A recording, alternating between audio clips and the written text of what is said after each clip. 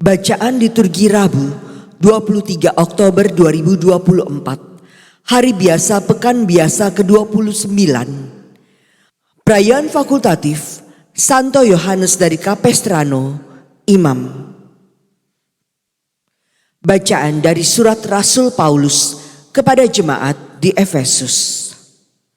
Saudara-saudara, kalian telah mendengar tentang tugas penyelenggaraan kasih karunia Allah yang telah dipercayakan kepadaku demi kalian, yaitu bagaimana rahasianya telah dinyatakan kepadaku melalui wahyu, seperti yang pernah kutulis dengan singkat.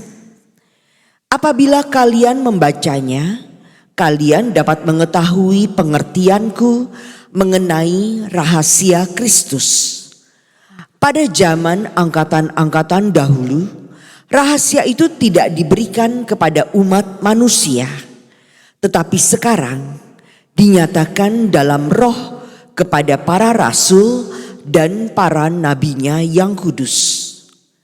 Berkat pewartaan Injil, orang-orang bukan Yahudi pun turut menjadi ahli waris, menjadi anggota-anggota tubuh, serta peserta dalam janji yang diberikan Kristus Yesus. Dan aku telah menjadi pelayan Injil itu menurut pemberian kasih karunia Allah yang dianugerahkan kepadaku sesuai dengan karya kekuasaannya. Sebenarnya aku ini orang yang paling hina di antara segala orang kudus. Tetapi kepadaku telah dianugerahkan kasih karunia untuk memberitakan kepada orang-orang bukan Yahudi kekayaan Kristus yang tidak terduga itu. Aku diutus menyatakan apa isi rahasia yang telah berabad-abad tersembunyi dalam Allah, Pencipta segala sesuatu.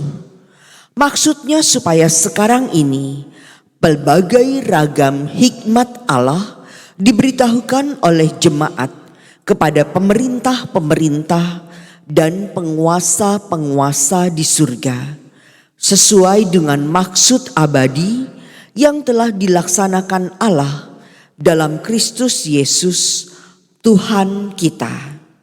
Di dalam Dia kita beroleh keberanian dan jalan menghadap kepada Bapa dengan penuh kepercayaan oleh iman kita kepadanya. Demikianlah sabda Tuhan. Syukur kepada Allah. Kamu akan menimba air dengan kegirangan dari mata air keselamatan. Kamu akan menimba air dengan kegirangan dari mata air keselamatan. Sungguh, Allah itu keselamatanku. Aku percaya dengan tidak gemetar.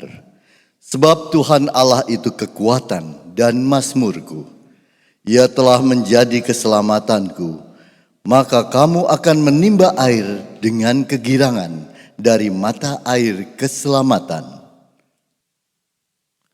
Kamu akan menimba air dengan kegirangan dari mata air keselamatan. Bersyukurlah kepada Tuhan, panggillah namanya, beritahukanlah karyanya di antara bangsa-bangsa, masyhurkanlah bahwa namanya tinggi luhur. Kamu akan menimba air dengan kegirangan dari mata air keselamatan. Bermazmurlah bagi Tuhan, sebab mulialah karyanya. Baiklah hal ini diketahui di seluruh bumi. Berserulah dan bersorak-sorailah, hai penduduk Sion.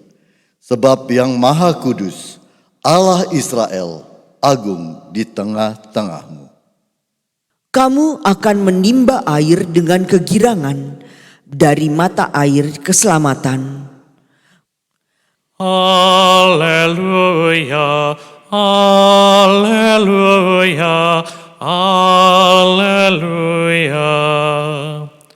Berjaga-jaga dan bersiap-siaplah, karena Anak Manusia datang pada saat yang tidak kamu duga. Haleluya, haleluya, haleluya. Inilah Injil suci menurut Lukas. Dimuliakanlah Tuhan.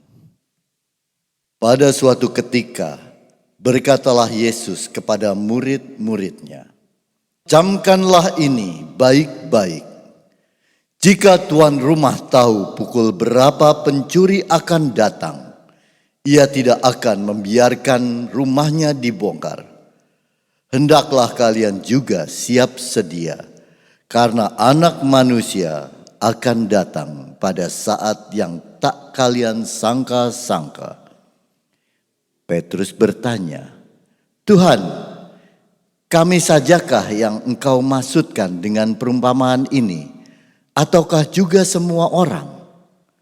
Tuhan menjawab, "Siapakah pengurus rumah yang setia dan bijaksana, yang akan diangkat oleh tuannya menjadi kepala atas semua hambanya untuk membagikan makanan kepada mereka pada waktunya?